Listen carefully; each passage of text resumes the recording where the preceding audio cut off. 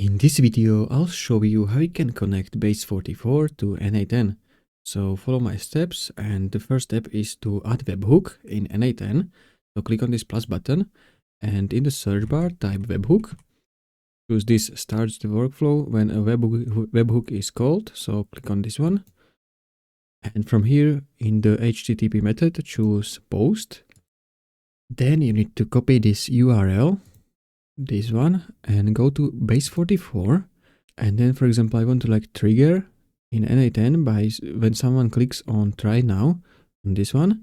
So I'm gonna choose visual edit, click on visual edit, and click on this try now button, and click on edit element, and add the and type to Base44 add to this button webhook, and paste the URL, and then hit enter.